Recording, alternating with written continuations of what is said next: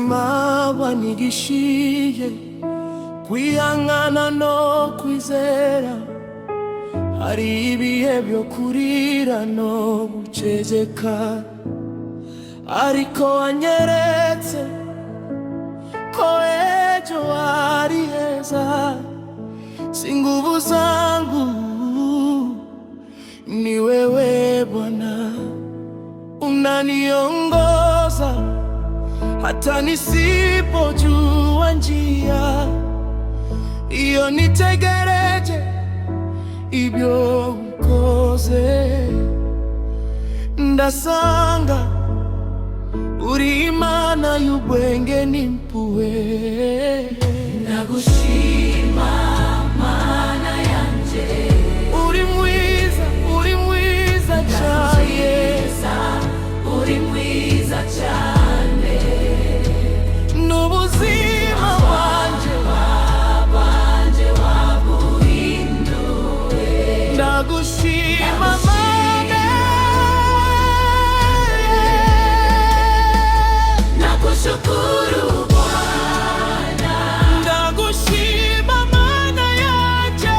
haleluya, amen. Yesu uri mwami wanje, Nakushukuru Bwana, ndagushima Mana yanje. haleluya, amen. Ndaguhaye byose mfite, kwa neema yako ndi muzima. Ubuzima si ubusitani mbutagira amahwa, ariko mu mabanga ibigeragezo harimo impamvu. Hari igihe Imana ayiceceka ariko irasinziriye. Ibihe bibi si iherezo, ni isomo ry'ubuzima. Iyo inzira ibaye ndende si yuko wayobye, ni uko Imana igutegurira ibirenze ibyo usaba. Nagushima Yesu wangu we, n'ubuzima bwanje wabuhinduye.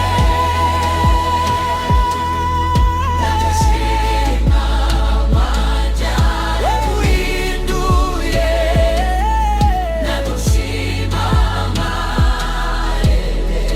Nagushima n'ubuzima Mana yanje. Yesu uri mwami wanje, ndagushima Mana yanje.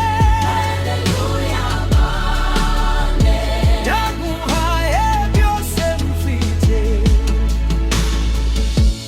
Yesu Kristo ni umwami, haleluya.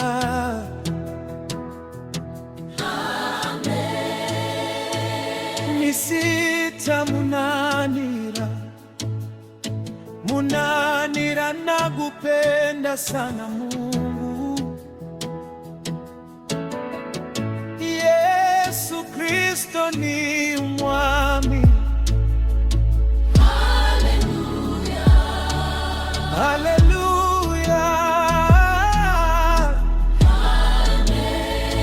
Hari igihe Imana aceceka, ariko irasinziriye.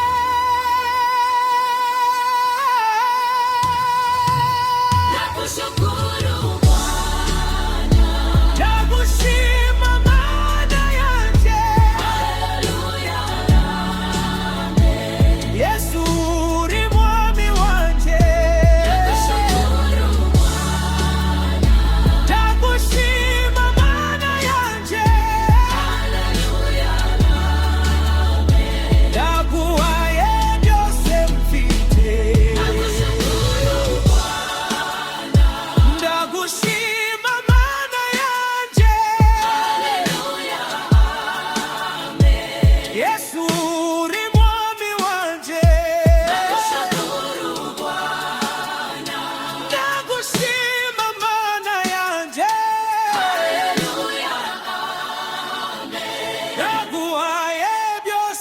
ufite.